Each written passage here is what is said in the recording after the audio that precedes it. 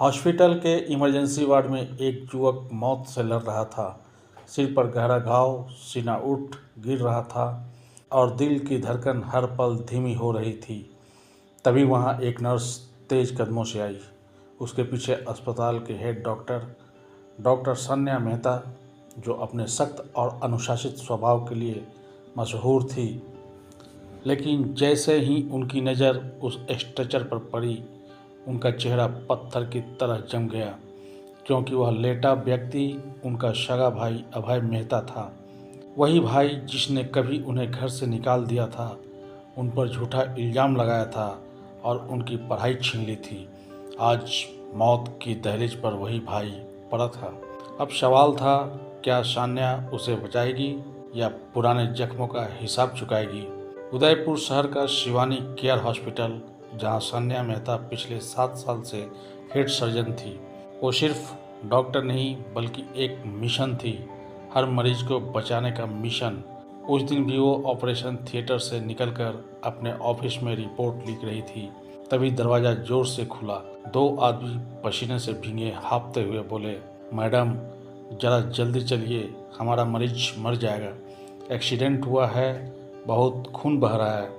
सान्या उठी, लेकिन जैसे ही इमरजेंसी बेड उनकी आंखों के सामने आया, उनके कदम थम गए। स्ट्रेचर पर अभय पड़ा था, उनका छोटा भाई, जो 12 साल पहले घर से झगड़ा कर उन्हें लालची और स्वार्थी कहकर बेइज्जत कर चुका था, और उनकी मां की आंखों में जहर भरकर उन्हें घर से बाहर कर दिया था।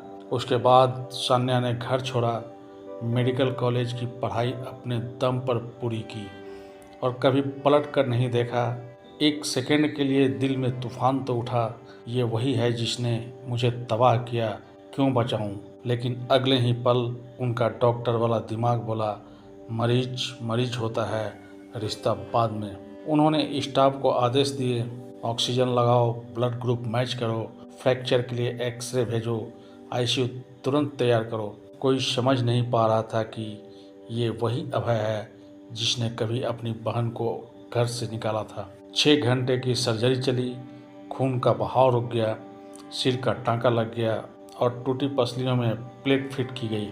सान्या ने हर पल मॉनिटर पर उसकी सांसें को देखा। सर्जरी सफल रही, लेकिन अभय को होश आने में 2 दिन लग गए थे। तीसरे दिन अभय की आंखें खुली। सामने सान्या को देखकर उसकी आंखें भर आई। दीदी आप? सान्या का चेहरा ठंडा था। तुम ठीक हो, यही काफ़ी है। अभय ने हकलाते हुए कहा, मुझे माफ़ कर दो, मैं बहुत गलत था, माँ को भड़का दिया, तुम्हें घर से निकाल दिया, तब समझ नहीं था, अहंकार था।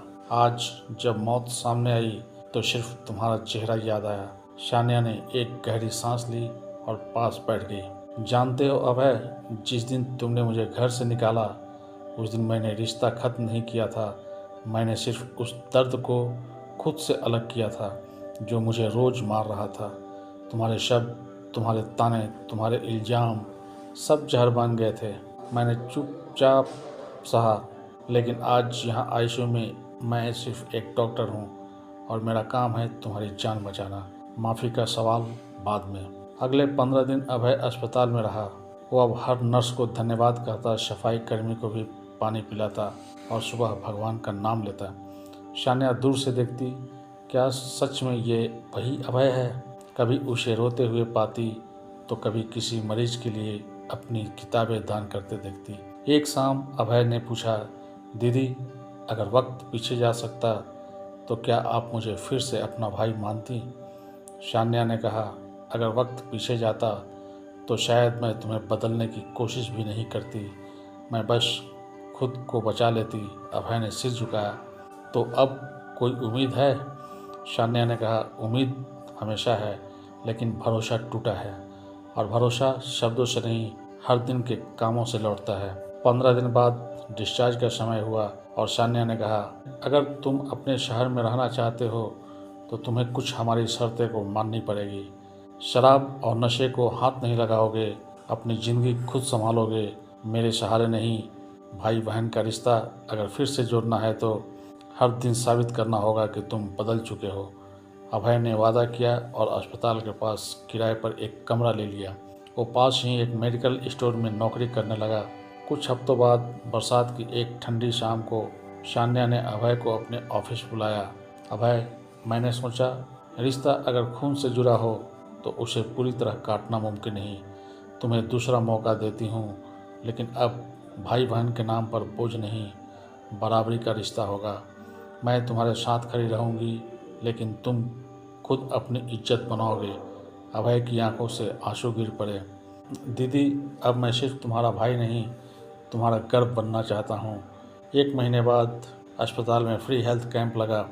स्टेज पर सान्या ने माइक उठाकर कहा, आज मेरे पास एक ऐसा मरीज खड़ा है जिसने कभी मुझे तोड़ा था, लेकिन अब वही मरीज मेरी ताकत है, क्योंकि उसने खुद को बदल लिया। माफ़ी सिर्फ मांगने से नहीं मिलती, उसे हर दिन जी कर दिखाना पड़ता है। भीड़ में तालियां गूंज उठी और सान्या ने अपने भाई को गले लगा लिया। अब यह रिश्ता खून से नहीं, भरोसे से जुड़ा था। तो दोस्तों, माफ़ी मांग लेना तो बहुत आसान होता है, पर माफ़ी को माफ़ करना हर एक की बस की बात नहीं होती। इस कहानी से हमें ये सीख मिलती है कि रिश्ते टूटते हैं, लेकिन अगर सच में पछतावा हो और बदलाव की सच्ची कोशिश की जाए तो शायद वक्त उन्हें फिर से जोड़ देता है। लेकिन याद रखना, माफ़ी शब्द नहीं, जिम्मेदारी है।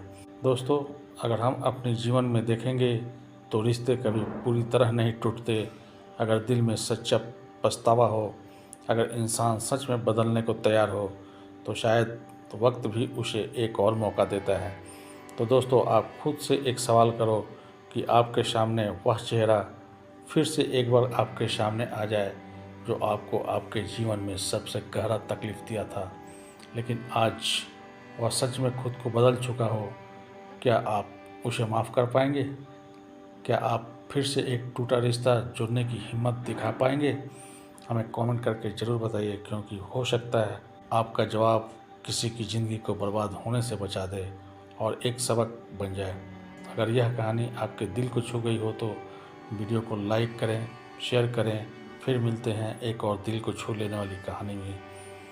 तब तक के लिए आप अपने परिवार, रिश्तेदार सबके साथ अपना उच्च कोटि का व्यवहार, प्यार बनाए रखिए, क्योंकि रिश्ते जब टूटते हैं तो सिर्फ आवाज़ नहीं आती, एक ज़िंदगी चुपचाप बिखर जाती है, वह सोचने का मौका भी नहीं देती।